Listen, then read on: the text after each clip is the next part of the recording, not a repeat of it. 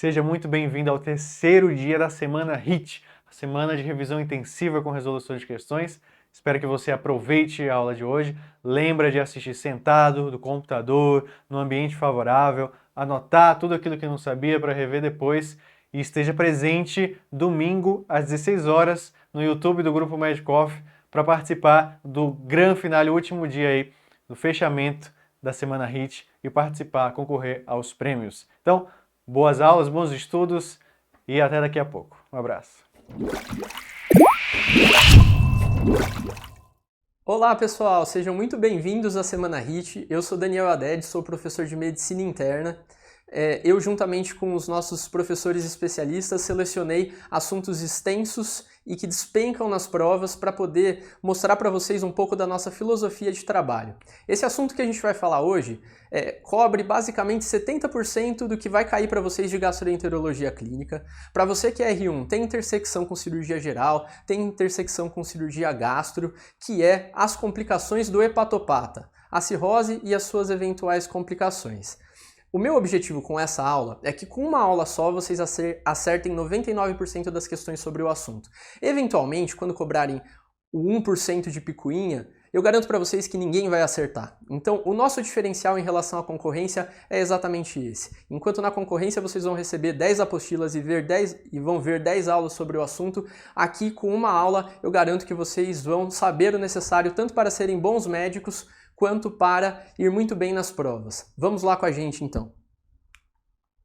Então o conteúdo desse módulo abrange, como eu já disse, cirrose e suas complicações. Nós vamos falar um pouquinho sobre as etiologias possíveis para a cirrose, os eventuais scores para avaliação de gravidade e prognóstico. A gente vai falar sobre ascite, síndrome hepatorrenal, PBE, encefalopatia hepática, HDA, hemorragia digestiva alta varicosa, síndrome hepatopulmonar e carcinoma hepatopulmonar. Meu desafio é prender a atenção de vocês até o final e eu prometo que a gente vai falar sobre tudo isso em menos de 1 hora e não em 10 apostilas.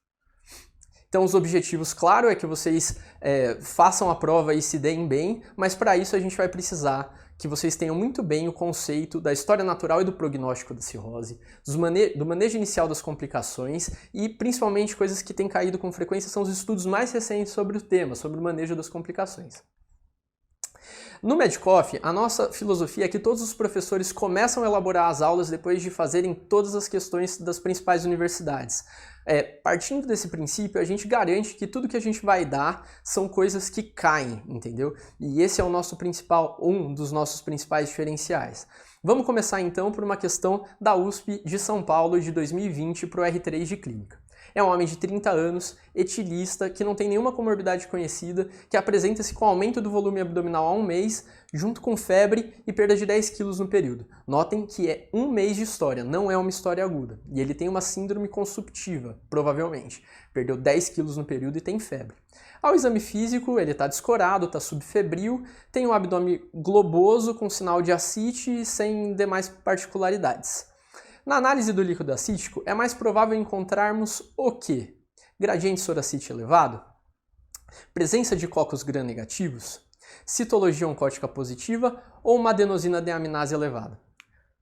Para quem acertou, parabéns. Eu espero que até o final da aula vocês tenham muito bem o porquê que essa resposta é a letra D, tá certo? E essa questão é justamente para alertar que nem toda hipertensão portal é causada por cirrose. Nesse caso, a gente tem um paciente que tem uma peritonite tuberculosa. E nós vamos conversar um pouquinho sobre isso no decorrer da aula. Então, a cirrose ela tem uma série de etiologias, mas as principais são essas 3 elencadas acima. Cirrose de etiologia alcoólica, que a gente acaba descobrindo pela história. A cirrose por vírus, então principalmente hepatite C e B, principalmente hepatite C. E uma causa que está cada vez mais frequente, principalmente pelos hábitos da população, e que vocês vão ter a oportunidade ao cursar o HIT de clínica, de ver nas aulas de endócrino, que é a doença hepática gordurosa não alcoólica. Isso também você acaba vendo por um histórico de síndrome metabólica e sinais, exame físico de síndrome metabólica, tá certo? Que é o principal risco para o desenvolvimento desse tipo de doença. Além disso, existem uma série de outras doenças que podem causar cirrose. E para efeitos de prova, o que eles costumam cobrar é como chegar no diagnóstico dessas doenças. Vocês não precisam saber detalhes eventualmente. Então, para hepatite B, óbvio, é sorologia, para C também. para hepatite autoimune, existem alguns anticorpos que é interessante que vocês saibam, que é o antimúsculo liso, anti-LKM1, eletroforese de proteínas, dosagem de IgG sérica, tudo isso pode contribuir para o diagnóstico de hepatite autoimune. Hemocromatose, e aí o perfil de ferro é muito importante, você vai ver ferritina elevada, você vai ver um aumento da saturação de transferrina que está aí em negrito e não é por acaso. Está em negrito porque é o característico da hemocromatose você ter um aumento desproporcional da saturação de transferrina. Eventualmente, quando você vê isso, para se confirmar o diagnóstico, você pede as mutações genéticas. Então, dessa forma, a gente tem o diagnóstico de hemocromatose. Além disso, existem duas doenças que têm um nome razoavelmente parecido e muita gente confunde, que é a colangite biliar primária, uma doença mais histológica, o anticorpo característico é o antimitocôndria, e a colangite esclerosante primária, que dá alterações macroscópicas nas vias biliares. E para isso o diagnóstico é feito com imagem.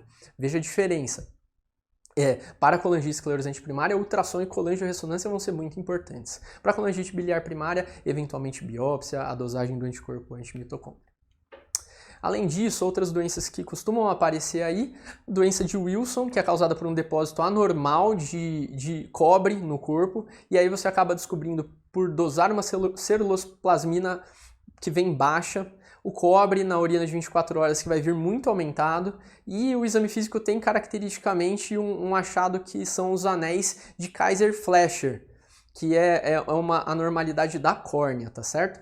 Além disso, a deficiência de alfa-1-antitrypsina, que vocês vão ter a oportunidade de estudar sobre nas aulas de pneumo do Dr. Diego, que são excelentes, quando vocês cursarem o nosso HIT, mas além de dar aquele enfisema, pan-acinar, paciente jovem que não costuma fumar, a deficiência de alfa-1-antitrypsina também pode causar cirrose. Então essa é uma causa e você acaba descobrindo dosando a própria enzima, tá certo? E também tem a etiologia criptogênica, que é quando você investiga e não chega a uma causa específica. Então, só para reforçar para vocês, qual é a causa hoje mais importante de cirrose criptogênica? E isso costuma aparecer nas provas. Muito bem, doença hepática gordurosa não alcoólica. Muitas vezes as pessoas, ao desenvolver a cirrose, perdem um pouco dos estigmas de síndrome metabólica, ou às vezes nunca tiveram tanto, tiveram só um pouco, e quando você estuda com afinco uma cirrose de etiologia indefinida, uma cirrose criptogênica, você acaba achando, numa grande parcela dos pacientes, essa doença aí que está cada vez mais frequente e aumentando, inclusive, na proporção de pacientes que são indicados para transplante hepático. Agora vamos falar um pouquinho das descompensações do paciente cirrótico, que é a grande área de atuação do clínico. Quem nunca foi a um pronto-socorro e encontrou o famoso hepatobomba não está trabalhando nos lugares certos. Então, descompensação da cirrose, ela reduz a sobrevida dos pacientes. É por isso que ela é um marcador de gravidade. Vejam aqui, na linha A, os pacientes com cirrose sem descompensação. Eles têm uma sobrevida média de 9 anos. Enquanto na linha B, os pacientes que descompensaram acabam vivendo 1 ano e meio. Vejam como isso é um marcador de prognóstico muito importante.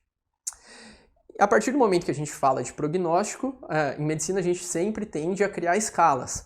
E uma delas, uma das mais utilizadas, principalmente na questão de transplante hepático, é a escala MELD, tá certo? Eventualmente em prova, o que cai sobre a escala MELD é saber quais são os laboratórios que compõem ela. E isso eu peço para vocês decorarem, não tem jeito. Vocês precisam saber que é bilirrubina, INR e creatinina que entra na escala do MELD, tá bem? Além disso, desde 2019 no Brasil e muito antes já nos Estados Unidos, eles viram que usar a escala MELD conjugada com um sódio, o MELD-NA, é mais preciso para você predizer mortalidade. Então, para critérios de transplante hepático, o MELD é muito importante. Memorizem que o MELD 15 é o momento em que a mortalidade da cirrose é maior do que a mortalidade do transplante, tá certo? Mas há uma queda mais acentuada a partir do MELD 20 na mortalidade. E o MELD, ele prediz a mortalidade de uma forma mais aguda, em 3 meses. A gente vai falar de uma outra escala que dá uma predição mais ambulatorial, uma predição mais longa, que é a classificação de Child. A classificação de Child, diferente do MELD, ela prediz mortalidade em 1 ano. E aí, tem que decorar, não tem jeito. Mas a gente está aqui para facilitar o trabalho de vocês. Então existe um mnemônico para vocês tentarem decorar a escala de Child. Vamos lá? Eu decorei como ABCDE. E vamos lá, o A significa o quê? O A denota a presença de ascite. Vejam, vai todo mundo de 1 a 3, tá certo? E sempre é leve 1 ponto, ausente 1 ponto, leve 2 pontos, moderado e grave 3 pontos. Então, ausência de encefalopatia, ausência de ascite, uma encefalopatia leve, uma ascite leve e uma ascite moderada grave ou uma encefalopatia moderada grave, tá bom? Então vejam, no ABCDE tem 2 critérios que são clínicos, ascite e encefalopatia, e os 3 do meio são laboratoriais. E não tem jeito, precisa decorar, tá certo? Então vamos lá. A de ascite, B de bilirrubina, C de coagulograma, e aqui lembrem que é o ENR, não é o TTPA, tá certo? D de desnutrição, então a gente vai pensar em albumina, tá bom? E além disso, o E, que é de encefalopatia, tá certo? O Child, ele é dividido em 3 divisões. O Child A, que vai de 5 a 6 pontos. O Child B, que vai de 7 a 9 pontos. E o Child C, que é a partir de 10 pontos. E aqui, entre parênteses, está a mortalidade desses pacientes em 1 ano. Child A, 100% está vivo em 1 ano. Child B, 80%. Enquanto o Child C, mais da metade está morto em 1 ano. Para vocês verem como é importante esse tipo de escala. Além disso, eu trouxe aqui em negrito e gostaria de ressaltar para vocês que TGO-TGP não é marcador de função hepática, tá certo? Nem gama-GT e fosfatase alcalina. Quando você pensa em função hepática, é justamente esses os exames que tem que vir em mente. A albumina, que está no Child, não é à toa. A bilirrubina, que está no Child, não é à toa. E o INR, que também está no Child e que não é à toa. Agora, tem um que está frequentemente caindo em prova por ser o marcador mais sensível e por ser o que muita gente esquece, que é o fator 5. O fator 5 ele é produzido exclusivamente no fígado e assim você consegue predizer como que está a função do fígado, tá certo? Então lembrem do fator 5 como o marcador mais sensível para se avaliar a função hepática. Ele tem um papel muito grande na insuficiência hepática aguda, tem também seu papel na investigação de cirrose, tá bem? Vamos lá, então, falar sobre a complicação mais comum do paciente cirrótico, que é a tal barriga d'água, a ascite. Quando você está frente a uma ascite, você precisa pensar em fazer uma paracentese para chegar a esse diagnóstico. A partir da paracentese, você vai calcular o famigerado gradiente soro-ascite-albumina, tá certo? E tem algumas coisas que vocês precisam decorar, mas vai ficar muito mais fácil se vocês entenderem. Então, o número 1.1 vocês vão ter que decorar, tá certo? E aí, esse valor de 1.1 vai dividir a ascite como transsudato e como exsudato. Transsudato ocorre na hipertensão portal. Por que razão? Porque o grande problema é uma hipertensão, não é um problema no capilar em si. Então, há uma transsudação de líquido apenas e não de proteína. Isso faz com que no soro a gente tenha bastante proteína, porque não exsudou, e a própria ascite tem pouca proteína, porque o problema é só de líquido, não é da integridade do capilar. Então vamos lá? Transsudato no gradiente soro-ascite-albumina é igual à hipertensão portal, tá bom? E isso é muito importante. Se vocês entenderem esse conceito, fica muito mais fácil, porque vocês decoram 1.1 e o resto vem do conhecimento de vocês, entendeu? Então, um gradiente soro-ascite-albumina, maior ou igual a 1.1, igual à hipertensão portal. E hipertensão portal não é igual a cirrose. Tem duas as principais causas de hipertensão portal. Uma delas é a cirrose e outra delas é uma insuficiência cardíaca direita, tá certo? Porque há uma hipertensão portal secundária ao sangue que o coração não está conseguindo bombear para frente, tá bom? E como que você faz a diferença? Olha, vocês sabem que o paciente cirrótico perde albumina. Ele é desnutrido, tá certo? Então, eventualmente, o paciente cirrótico, ele tem uma quantidade de proteínas muito menor na ascite do que o paciente com insuficiência cardíaca. E é por isso que o cirrótico tem tanta complicação infecciosa, porque junto com proteínas, passam para a ascite também imunoglobulinas, células de defesa. Então, memorizem isso. Proteína baixa num paciente que tem um gás elevado, igual a cirrose, enquanto proteína alta, igual a insuficiência cardíaca, tudo bem? Isso é importante vocês saberem porque cai muito em prova. E aí, eventualmente, quando vocês virem um GASA diminuído, aí vocês vão estar frente a uma doença própria do peritônio, tá certo? E aí entram as 5 principais causas, que é uma daquelas que a gente viu na questão, né? A peritonite tuberculosa. A peritonite tuberculosa é uma infecção do peritônio crônica. Vocês viram que o paciente tinha 1 mês de história. Há uma síndrome consumptiva muito grande. E o diagnóstico acaba sendo feito tanto pela dosagem da ADA, né, que era a resposta da questão, quanto você pode fazer a pesquisa do bacilo de Koch no líquido acítico, quanto até mesmo biópsia do peritônio em busca de granulomas caseosos. Tudo bem? Câncer, carcinomatose peritoneal. Quais são os cânceres que mais dão carcinomatose peritoneal? Principalmente câncer de ovário, né? Você pode fazer citologia oncótica e chegar a esse diagnóstico. É um diagnóstico razoavelmente fácil, que dá um GASA diminuído. Ascite pancreática, um paciente que tem complicações de pancreatite. Para você chegar nesse diagnóstico é simples, é só dosar a enzima que tem no pâncreas, que é a amilase, tá bom? Ascite quilosa. O aspecto da ascite vai ser um aspecto leitoso. E para se chegar no diagnóstico, vocês vão ver os triglicerídeos aumentados, tá certo? Além disso, existe a ascite também por síndrome nefrótica. E essa ascite, que vocês acabam vendo mais em crianças, mas pode acontecer no adulto também, ela também é baixa em proteína. E é por isso que criança também tem PBE. Tá certo? E aí você vai pedir um exame de urina e vai ver uma proteinúria importante em níveis cirróticos, que é acima de 3,5 gramas em 24 horas, tudo bem? Então é basicamente isso, pessoal. Memorizem esse slide. E uma informação chave que eu gostaria de passar para vocês. Toda ascite nova deve ser puncionada. O cidadão é cirrótico por álcool, mas ele nunca teve ascite, ele deve ter a sua ascite puncionada, porque ele descompensou, e aí a gente precisa não só identificar a ascite, mas procurar o que fez a descompensação dele. Será que foi uma PBE? Será que só foi progressão de doença? Então puncionem a ascite, toda ascite nova. Eventualmente todo paciente cirrótico que interne por ascite, mesmo que a suspeita não for PBE, deve ter sua ascite puncionada na entrada do pronto-socorro, tá bem? E aí, quando você vai puncionar uma ascite, você frequentemente se vê no dilema de puncionar a barriga de um paciente plaquetopênico e com INR alargado. Isso é uma dúvida muito frequente. E não existem dados que suportem você tomar qualquer medida em relação a isso. O risco de sangramento no paciente cirrótico que tem ascite puncionada é muito baixo. Então vocês não devem se preocupar, independentemente do INR ou do número de plaquetas, em fazer transfusão, tá bem? Pelo menos não existe evidência de que isso é benéfico. Só uma perguntinha para fixar para vocês, quero ver se a minha missão foi cumprida. Qual é o GASA da ascite por hipertensão portal? Muito bem, é isso mesmo, é um GASA alto, elevado, porque não é problema de capilar, é um problema de pressão.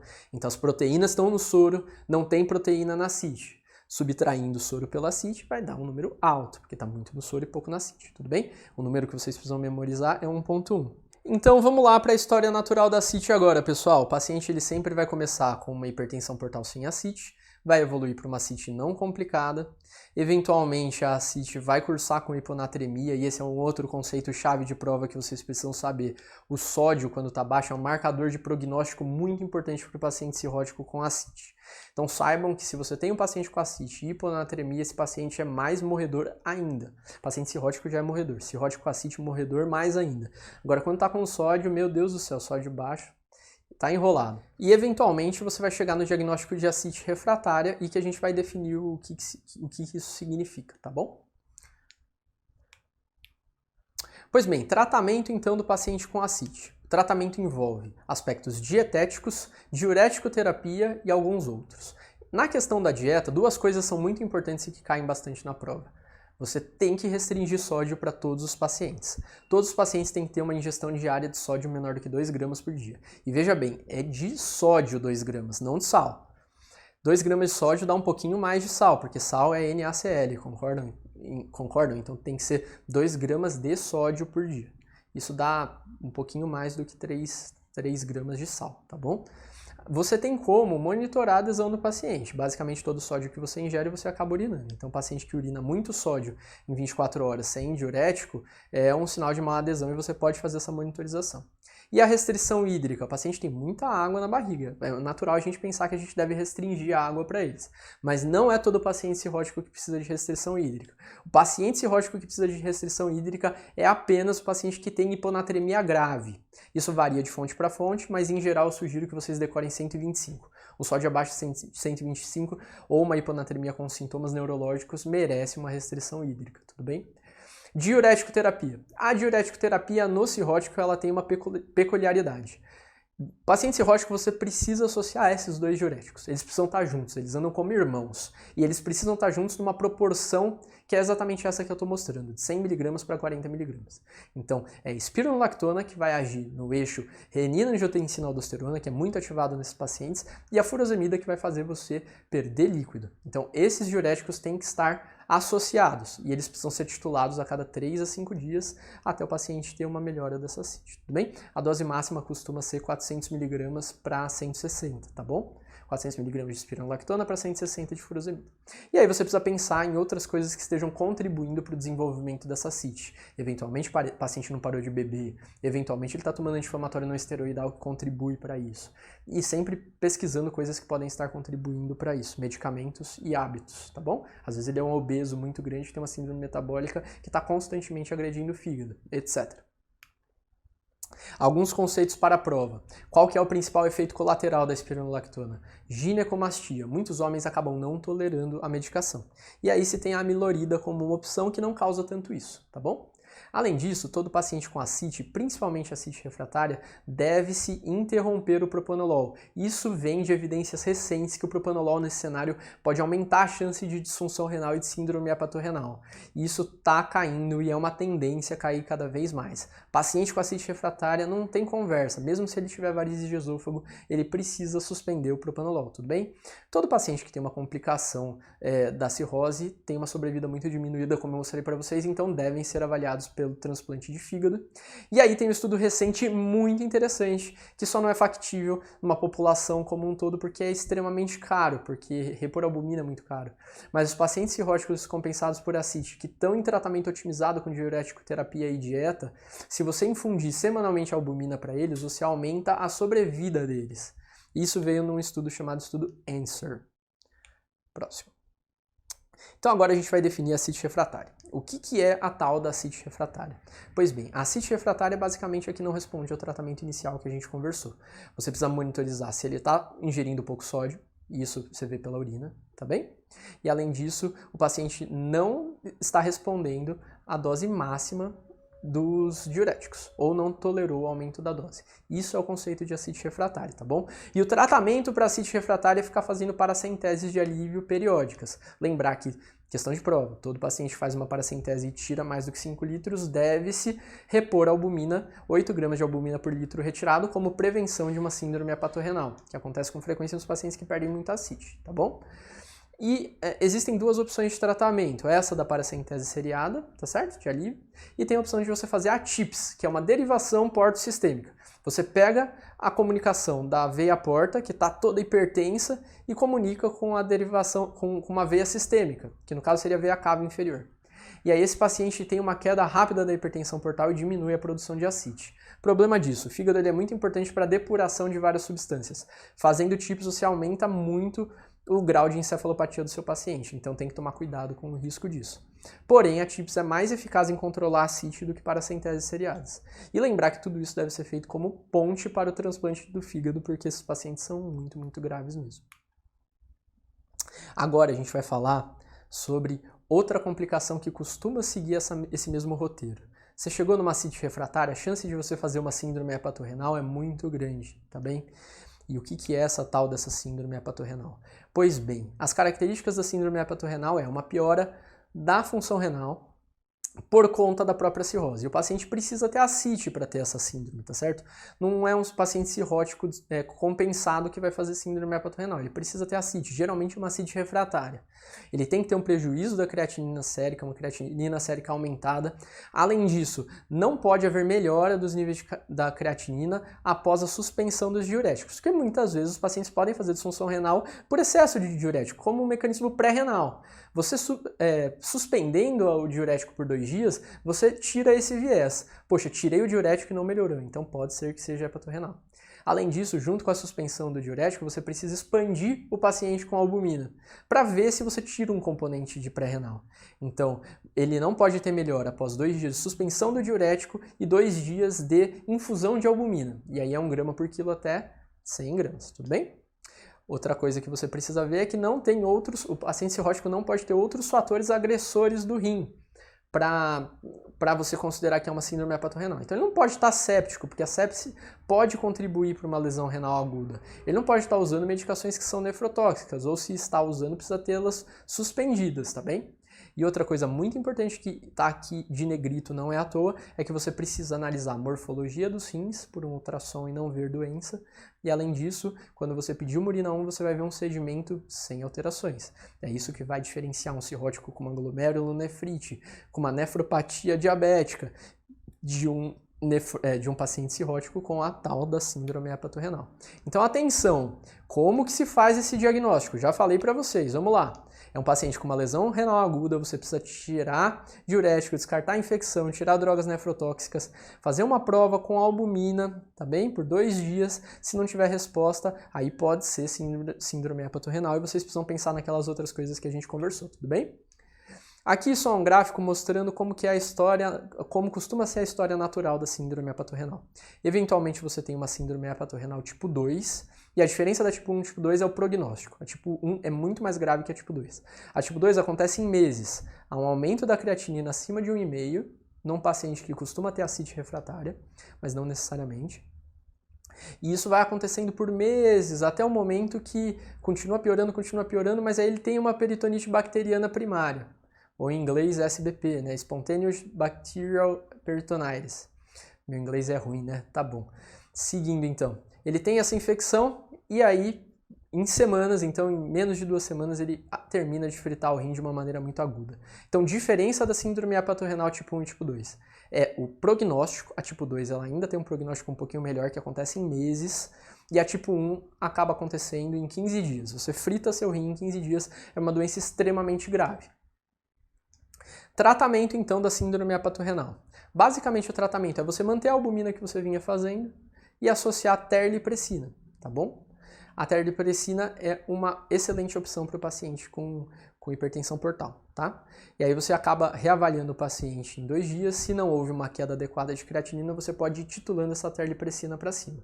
A terlipressina é uma droga vasoativa e ela tem as contraindicações que são comuns a pacientes que usam drogas muito vasoconstritoras, principalmente no leito arterial. Paciente coronariopata pode anginar, se fizer paciente com AVC pode piorar o AVC.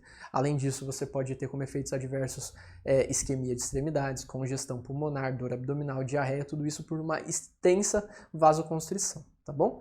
O paciente com síndrome hepatorrenal, ele tem geralmente um tratamento que é provisório.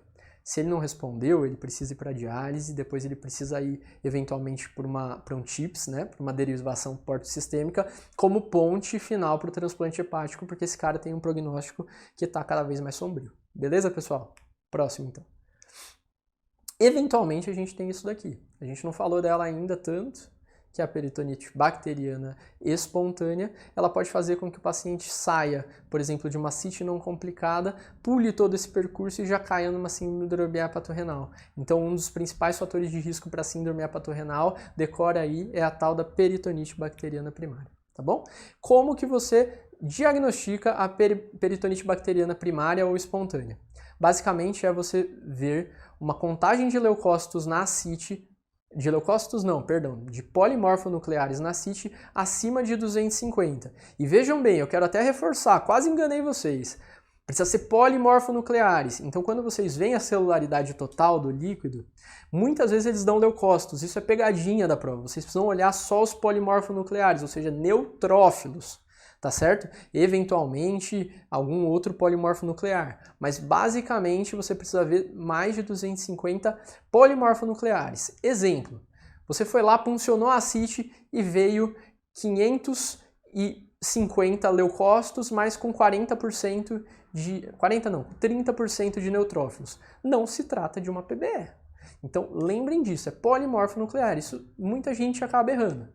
E além disso, além do polimorfo nuclear, você precisa ter uma cultura do líquido positiva para dizer que é uma peritonite bacteriana primária ou espontânea, tá bom? Vamos lá para uma questão? Então, paciente cirrótico, masculino, 70 anos, chegou na UPA com ascite e febre. Veja a diferença de tempo, 11 dias, tá certo? Na urgência, eles fizeram a paracentese e viram 490 polimorfonucleares, com uma proteína total do líquido acítico super diminuída e uma cultura do líquido acítico negativo, tá certo? Qual a conduta mais adequada nesse caso clínico? Tempo para vocês pensarem.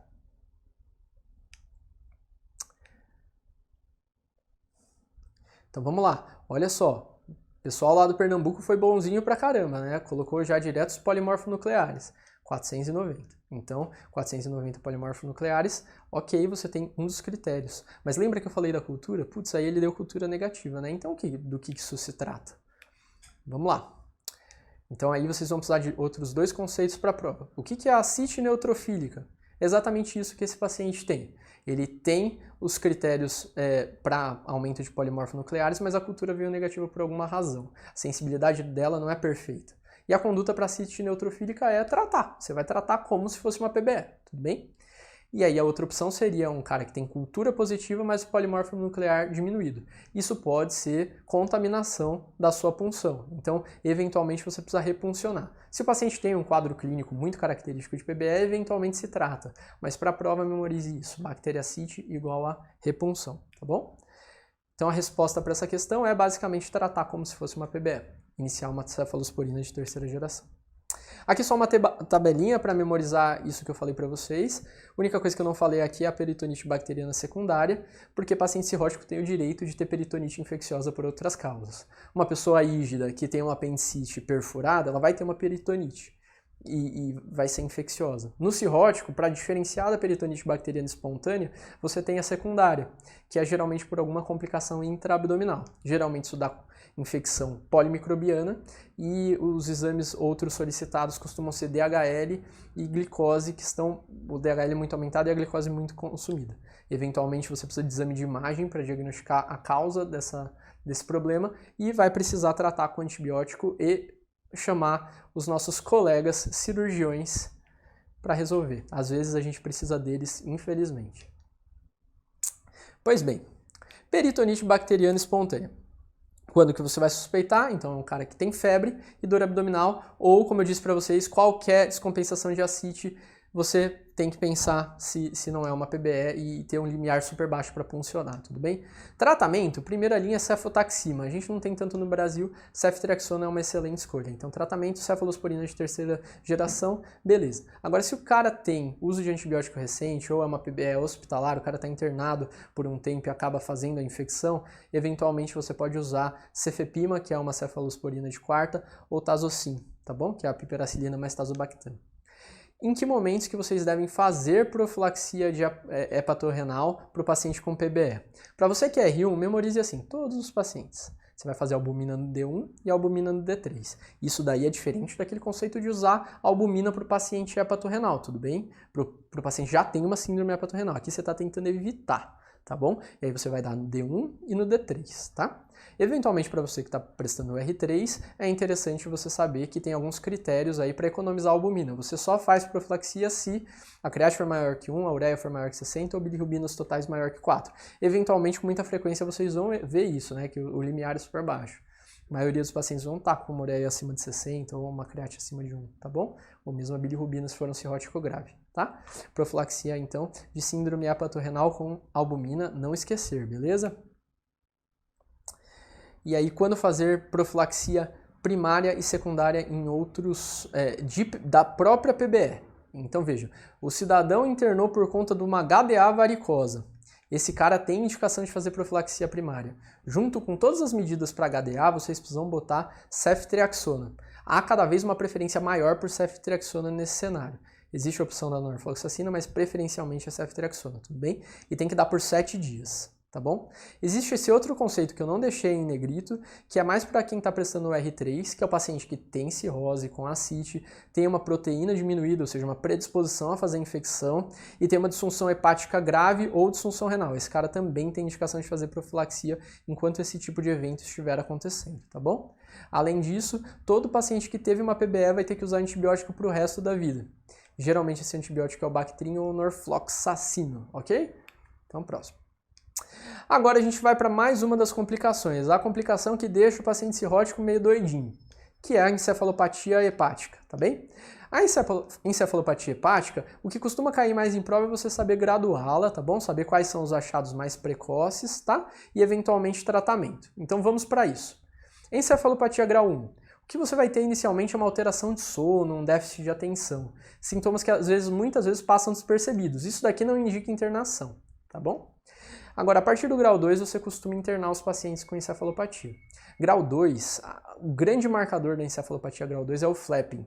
Então você foi lá, achou que o paciente está com uma encefalopatia leve, mas fez a prova do flapping e ele começou a tremer, ele está com grau 2, considere internar esse paciente. Tudo bem, pessoal? Além disso, a partir do momento que ele começa a ficar sonolento, ele já está do grau 3 para frente. Então, grau 3 é sonolência e grau 4 é quando a sonolência fica mais importante ainda, evoluindo para um coma, tá bem? Tratamento para encefalopatia hepática. Pois bem, existem medidas gerais e medicamentos.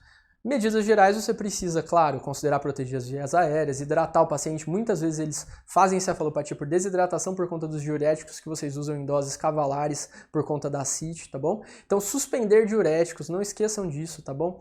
Procurar algum fator precipitante, geralmente existe uma infecção por trás, um distúrbio hidroeletrolítico, a constipação, desidratação ou uso de medicações sedativas.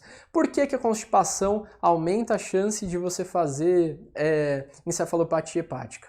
Pois bem, a amônia está muito envolvida nesse processo, tá certo? E aí, existem algumas bactérias no intestino que produzem mais amônia e fazem com que a amônia consiga cruzar mais a barreira do próprio intestino e ir para o sangue. Então, eventualmente, se as fezes ficam muito em contato com essas bactérias, aumenta a produção de amônia e aumenta a chance de você ter encefalopatia hepática, tá bem? Por isso que vocês vão ver agora nos medicamentos que é importante que o paciente tenha um hábito intestinal aumentado, ou seja, evacue várias vezes ao dia, então você dá lactulose para isso, tá bem? Ou eventualmente até enemas para ajudá-lo a evacuar, e você pode dar antibióticos também para matar essas bactérias que fazem isso. Então você pode deixar rifaximina, que é a primeira opção, mas infelizmente não disponível no Brasil, ou eventualmente vocês podem, no Brasil, oferecer neomicina ou metronidazol preferencialmente para quem tem disfunção renal, tá bem? Uma alimentação rica em proteínas, ela aumenta a chance de você fazer amônia no intestino.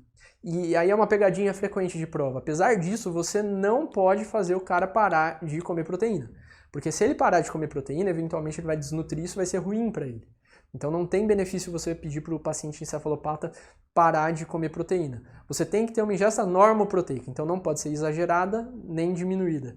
É isso daí que eu coloquei aí para vocês, de 1,2 até 1,5 grama por quilo por dia. Então vamos lá para mais uma questão de Pernambuco novamente. Aparentemente eles gostam de cobrar sobre cirrose. Um homem de 59 anos, todo mundo gosta de cobrar sobre cirrose. Prestem atenção na aula. Então, um homem de 59 anos foi avaliado na UPA com confusão mental, tem cirrose por vírus C, não mudou a dieta, não tem nenhum sintoma sugestivo de sangramento, o hábito está preservado. O único medicamento que ele usou foi um clonazepamzinho que o médico do posto inseriu faz 2 semanas, por ansiedade, tá bom? O exame físico é normal, não tem evidência de ascite, aí você vai examinar, tem asterix, que é o flapping, bilateralmente, não tem sintomas neurológicos focais. Exame laboratorial, tudo normal, você começou a lactulose, qual a próxima etapa mais apropriada para esse paciente? Pois bem, suspendam o tal do clonazepam, porque benzodiazepínico, ele eventualmente piora esse tipo de quadro. Tem que sempre ver se tem medicações depressoras do sistema nervoso central na jogada também, tá bom? Qual o sintoma mais precoce da encefalopatia hepática? Isso cai mesmo. Falei para vocês? Não lembro. Mas se não falei, eu vou falar agora. Distúrbios do sono. Então, alteração do ciclo sono-vigília. Começou a trocar o dia pela noite? Cuidado que esse cara tá começando uma encefalopatia hepática, tudo bem? Pois bem, tá acabando, pessoal. Eu juro que tá acabando. Espero que vocês estejam gostando. Vamos lá, então, para HDA varicosa. HDA varicosa, todo mundo lembra das varizes de esôfago, mas frequentemente tem caído na prova as varizes gástricas, que são frequentes também. E cai na prova porque o tratamento é um pouquinho diferente, tudo bem? Então vamos falar um pouquinho delas. 50% dos cirróticos vão ter uma HDA varicosa em algum momento do curso, 85% dos descompensados, enquanto 30% a 40% descompensados. Hoje você consegue estimar a rigidez do fígado, ou seja, liver stiffness, LS, por meio de um exame chamado elastografia, tá? E aí quando esse fígado não está tão rígido e quando as plaquetas estão aumentadas, acima de 150 mil, você pode usar isso como um fator para você não pesquisar, porque esse paciente não vai ter, eventualmente, varizes de esôfago ou gástricas, tá bom? Então lembrar disso, você pode usar o elastograma e a contagem de plaquetas para evitar de submeter esse paciente a um screening com endoscopia, tá? Exceto esses pacientes, todos os pacientes devem fazer endoscopia de triagem para pesquisa de varizes, tá bom? Se não tiver varizes, você repete a cada 2 anos, se tiver um agressor contínuo, como obesidade e álcool, ou a cada 3 anos, se ele estiver seguindo tudo exatamente à risca do que você está pedindo, tudo bem? Eventualmente, se você tiver varizes leves, grau 1, as varizes de fino calibre, você pode repetir a cada 2 anos e pensar, considerar sempre pedir endoscopia, assim como você funciona a CIT, para todo paciente que interna com uma descompensação clínica. Então vamos para o próximo.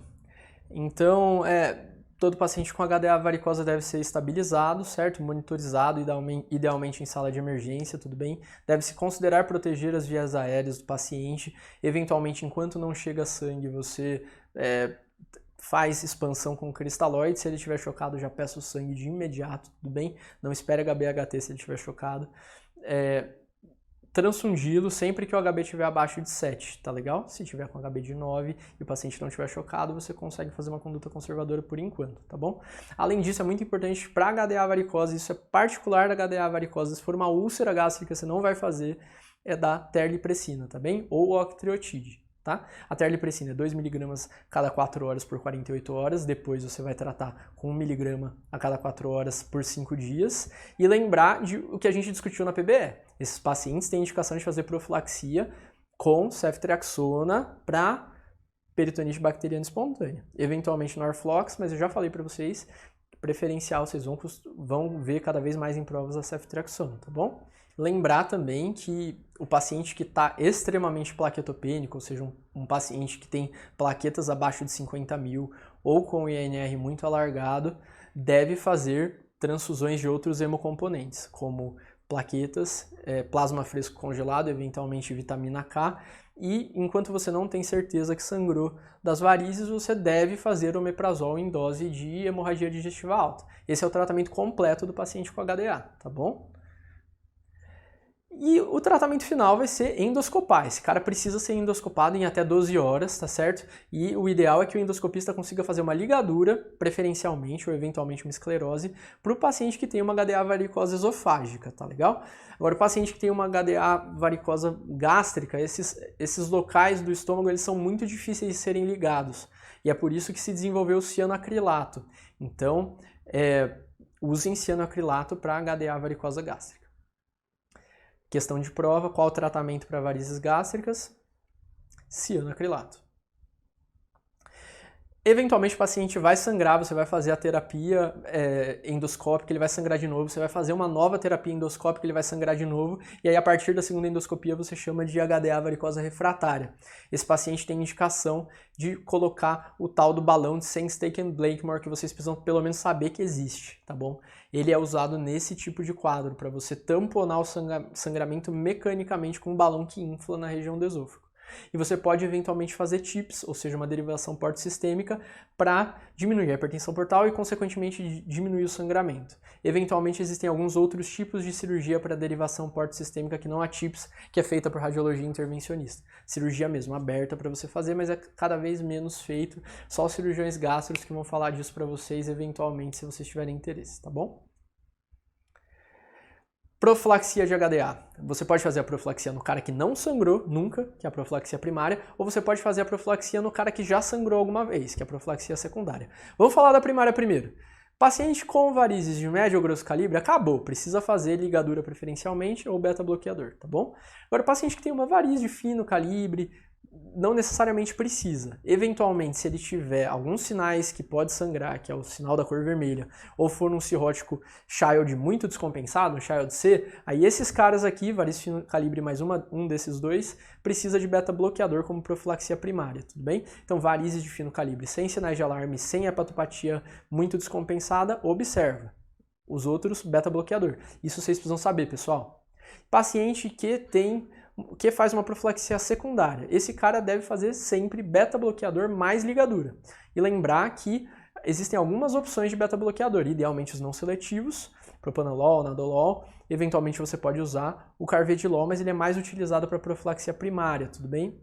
Tem que tomar muito cuidado com o beta-bloqueador, e eu vou ressaltar novamente, porque isso é uma coisa que está cada vez mais em voga nos pacientes que têm ascites volumosas, refratárias, ou mesmo se eles não tiverem esses problemas, se eles estiverem muito hipotensos, sangrando, com PBE ou com insuficiência renal. Porque o problema do beta-bloqueador é aumentar a chance de lesão renal. Então, todos esses outros são fatores para lesão renal. Então, suspendam o beta-bloqueador nesses casos, ok? Próximo. Chegando no final da aula, vão ser 2 temas bem curtinhos. Esse tema, se cair, vai cair para você saber reconhecer e saber qual o exame que faz para fazer o diagnóstico, tudo bem?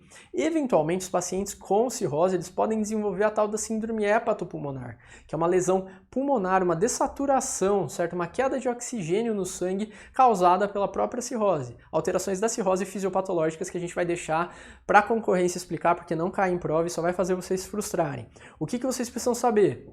Esses pacientes se apresentam com ortodeóxia e platipneia. São nomes muito estranhos, né? Pois bem, a ortodeóxia é exatamente o contrário do que acontece com o paciente com IC. O cara levanta e se sente mal, tá certo? Ele desoxigena, objetivamente ele perde saturação quando ele está de pé. Isso melhora quando ele deita. E platipneia é justamente essa sensação de dispneia quando você está de pé, e não quando você está... que melhora quando você deita, tá bom? Então, platipneia, dispneia melhora ao deitar, piora ao levantar, tá bom? E ortodeóxia, a dessaturação ao levantar, tá bom? Isso pode ser visto tanto pelo PaO2, abaixo de 80, ou pelo gradiente alvéolo arterial, que vocês vão ter a oportunidade de discutir com o nosso professor Diego durante o curso de pneumologia, tá bom? Fez a suspeita clínica, com base no oxigênio, você vai pedir o ecocardiograma com microbolhas. E a ideia é você ver uma transição das bolhas que deveriam estar no sistema venoso mais precoce para o lado arterial do coração, tá bom? Eventualmente, se você vê microbolhas no átrio esquerdo no primeiro ciclo, isso é sugestivo de um shunt intracardíaco. É um cara que tem uma CIA, chegou pelo átrio direito e já passou para o átrio esquerdo. Isso não é a nossa doença. A nossa doença, caracteristicamente, tem você consegue ver as microbolhas depois do 3º ao 8º ciclo, tá bom? E aí vocês acabam fazendo esse diagnóstico. Então, o que vocês precisam saber dessa síndrome? Ortodeóxia mais platipneia, exames, ecocardiograma com microbolhas. Tratamento, como tudo na medicina, é suporte com oxigênio se você precisar e transplante para o paciente que eventualmente já deve estar numa fase avançada da cirrose. Último, mas não menos importante, o tal do carcinoma hepatocelular. O carcinoma hepatocelular acontece muito frequentemente no paciente cirrótico. E o paciente cirrótico ele tem indicação de fazer screening, ou seja, pesquisa de CHC, assim como um paciente rígido pesquisa câncer coloretal com colonoscopia. Esse screening deve ser feito semestralmente com a realização do ultrassom de abdômen pareado com a dosagem de alfa-fetoproteína, tá bom, pessoal? Lembrem-se disso no cuidado com os seus pacientes e lembrem-se disso para a prova. Além disso, é muito importante que vocês saibam as características de imagem na tomografia do carcinoma hepatocelular. O carcinoma hepatocelular ele não precisa de biópsia para se fazer o diagnóstico. É um achado típico de imagem tão grande que vocês fazem o diagnóstico pela própria tomografia com contraste. Precisa de contraste para fazer esse diagnóstico. Então você vai ver uma lesão que é extremamente vascularizada, tá bem? E caracteristicamente, logo na fase portal já vai sair tudo. Então, chega muito sangue, sai sangue muito rápido. Essa é a característica do CHC. Palavra-chave para CHC é washout precoce ou washout portal. Vai sumir o contraste rápido, isso é muito característico. Então, é uma lesão que realça pra caramba e que some super rápido o contraste. CHC, tá bem? Para o CHC, tratamento vai ser transplante hepático quando se observados os critérios de Milão, isso eventualmente pode cair. Então, precisa ser um nódulo único de menos de 5 centímetros ou 3 nódulos menores do que 3 centímetros. Isso você consegue indicar o transplante. Ressecção, o paciente não pode ter uma cirrose muito grande, porque junto com o câncer você tira um pedaço do fígado, né? Não pode ter uma cirrose muito descompensada, eu digo. Então você precisa ter uma determinada função hepática e você precisa ter também um nódulo único ou até 3 menores do que 3 centímetros. Eventualmente, você pode pensar em quimioembolização para doenças irressecáveis, que tem função hepática preservada também. E a terapia sistêmica com sorafenib, ela pode ser utilizada quando há invasão vascular, quando tem metástase e também com a função hepática preservada. Sorafenib vocês só vão fazer para o paciente que tem funcionalidade, ou seja, um ECOG até 2. Se o cara fica acamado grande parte do dia, ele não tem status performance para fazer esse tratamento. Além disso, como eu disse, como está embaixo, né, se o cidadão tem uma insuficiência hepática franca ou não tem status performance, o tratamento é suporte, tá certo? Então, pessoal, eu queria agradecer demais a oportunidade de estar falando com vocês. Contem conosco para sua aprovação. Pode confiar na gente, eu garanto para vocês que a gente não vai fazer vocês passarem nervoso e vocês vão ser aprovados. Aguardo vocês aqui no Hospital das Clínicas, ou onde quer que vocês sonharem, porque conosco vocês vão conseguir ir cursar a residência onde quer que vocês queiram. Muito obrigado. Espero que você tenha aproveitado, tenha aprendido aí novos conceitos que com certeza estarão presentes na sua prova no final do ano. Amanhã tem outro dia, nosso encontro aqui novamente, novas aulas, novos conceitos para você aprender e domingo a grande live com fechamento com chave de ouro e muitas surpresas aí para você domingo 16 horas no YouTube do Grupo Medcoff. Um abraço e até amanhã. Friabilidade é outra coisa também muito sugestiva. A gente vai, faz o exame de endoscopia. Importante, vai cair em alguma questão. Se não for cair, você precisa saber também.